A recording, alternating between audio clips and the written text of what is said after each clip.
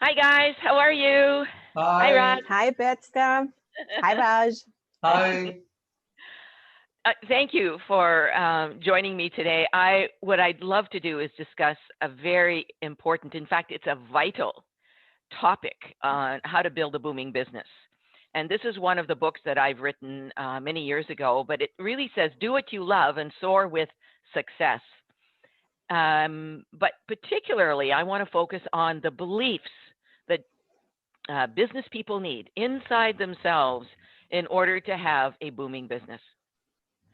So, for example, uh, if in our conscious mind, right, just in our conscious mind, we say, yes, I can build a booming business. I can do it. I can do it. But if I was to take you into your subconscious mind, your subconscious might say, no, you don't. No, you don't. You don't believe in yourself. You don't believe any clients are going to come to you. You don't know where to start. You don't know how to create a sales and marketing plan, etc. Right? So this is all going on in the subconscious mind. So we need to switch that. Otherwise, we stay stuck. Make sense?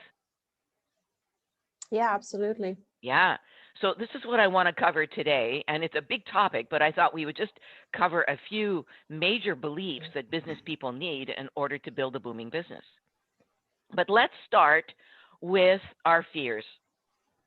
What fears do you think people have around building their business?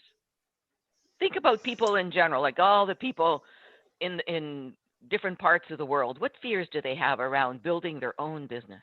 Like finance, like network, like experience, client, how to develop client, and good team, Mm-hmm. and lots of other things also. There's the main major point I have shared. Mm-hmm. Yeah, I believe, fears, it's sometimes in what I've seen happen a lot with entrepreneurs or solopreneurs that are starting out, they're all excited. And soon after, these fears are kicking in, and, fears of failing, fears of not figuring out how to do it, or perhaps, once reality kicks in and it might not be as flowery or as easy as they thought it might be, that's when a lot of fears and I call them, belief systems, almost limiting beliefs that are popping Mm-hmm. up, That's that are right. all rooted somewhere, that are Mm-hmm. suddenly getting into the driver's seat. And Mm-hmm. that's the part where you really have to um, yeah, counteract and move it in a different direction. Mm-hmm. Absolutely. Thank you. And some people may have had their parents may have been entrepreneurs, and they failed in their businesses. And so the child, now an adult, is still got that in the back of their mind. Well, if my parents failed, maybe I'm going to fail, right? We don't know that would be in the subconscious mind, not in our conscious mind. And we know that uh, uh, 95 to 99% of our thoughts, our major beliefs, are operated by the subconscious mind. So we need to know that programming. We need to know our programming in what we call the back brain, but it's really not only in the brain, it's in every cell in our body. So thank you for sharing those fears. I'd like to share some typical fears that came up. I was teaching a group of coaches yesterday from around the world. They were from everywhere. And we were talking about, well, what are you afraid of in building your business? And everything on here applies to every type of business in the world. So one of them said, I have a fear of facing people. How interesting. Mm. Mm-hmm. A fear of getting in front of people, like meeting someone at their office or having lunch with someone, and they would rather just be in their cave, right? Just hiding. This one, Marion, you mentioned a fear of failing. This is huge. Who will be my clients, and how will they come to me? How am I going to find them? Yeah. Betska, if I may make a comment on the first one, the fear of facing people. At first, when I saw that, I was thinking about it, and then I realized that I have actually heard that very same thing, and much more so from people that come from a corporate environment that then start out on their own, because that infrastructure isn't there. Oftentimes they are sitting in somewhat of a position where they are approving whether or not they're working with certain vendors, and suddenly they are more in that seat of being the one that's pursuing clients. And that's where I often hear that that sales role, right? I'm not good at selling, and I see you have that here on your list too. So Mm-hmm. those are interrelated.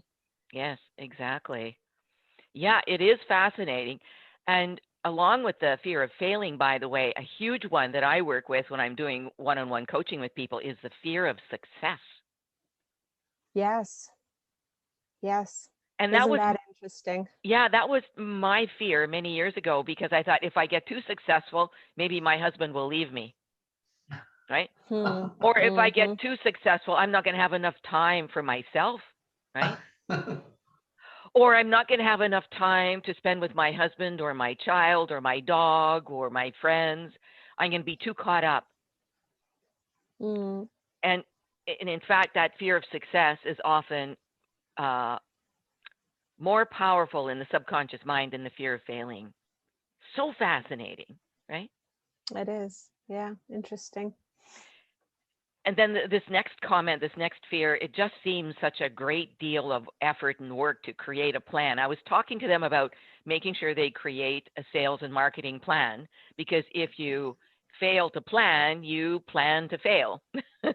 You know, you need to have a plan of some kind, even if it's bare bones. You need to have a mission statement. First of all, you need to know your spiritual purpose.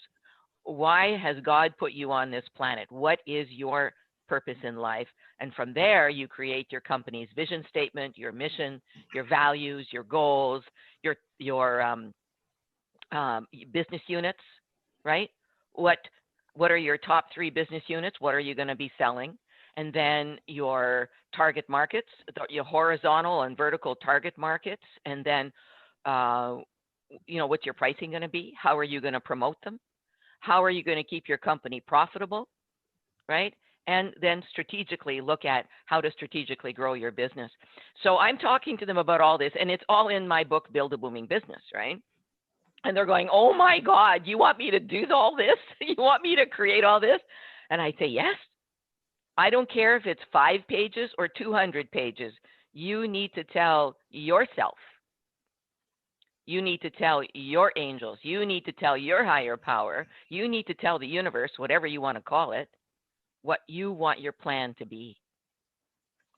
That's a very important part, I believe, Betska, what you just brought up with the planning, because if we don't know what we're looking to create, it's very difficult to ever bring that to life, because we are unclear, and that clarity is so important. And when I'm working with real estate professionals, oftentimes that's exactly the conversation I'm having with them, where they say, I don't know how to plan, and then I plan something and it gets overwhelming, and then what if things change and I have to adjust my plan? And that's where oftentimes it's the opportunity based versus really the spiritual vision that you mentioned.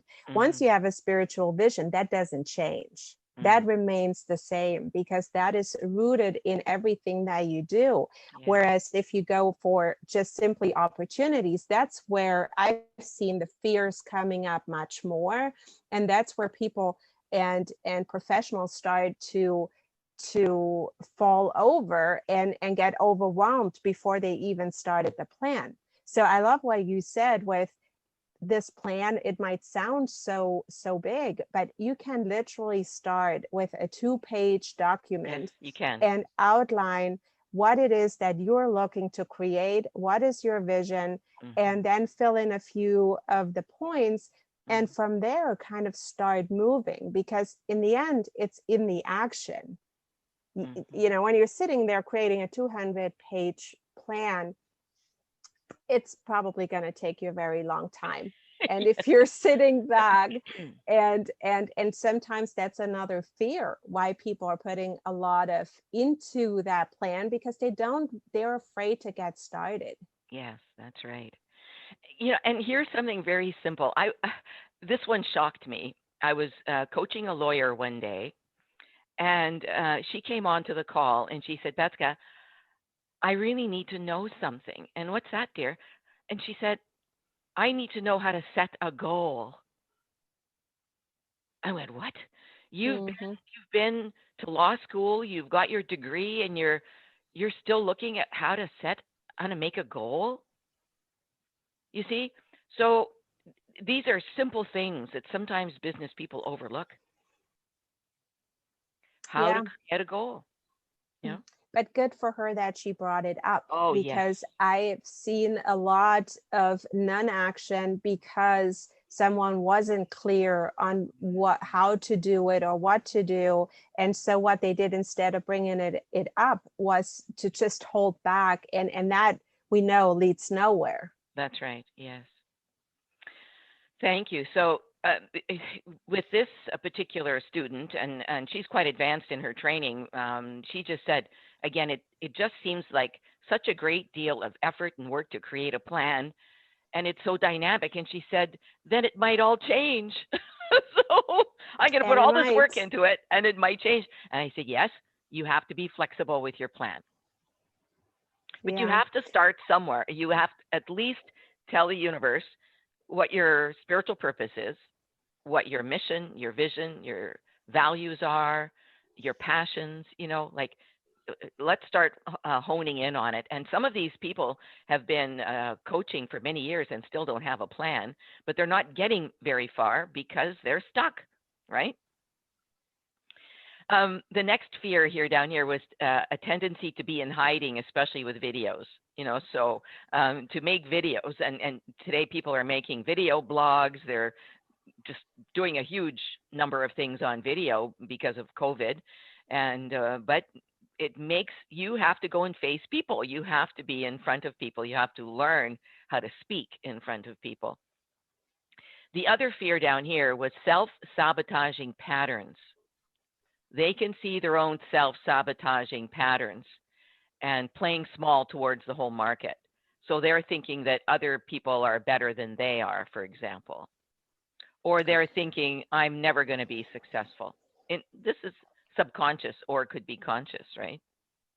The next And fear, the sorry. the two of them really go together, or could go together, because like the video, which has been in the industries that I've been working in, I've seen more and more videos, and I've at the same time seen a lot of agents that are still not comfortable with doing video. And I believe oftentimes it is that comparison that we see so much, and they see other agents doing videos and they feel like I can never do it as well, or my videos, that self-consciousness, that especially on social media, when you're looking at the perfect you perceive the perfect video, and at the end of the day, while of course still professional, I believe often people want to see the real person, the authentic person, versus that picture perfect retrying a video 20 times.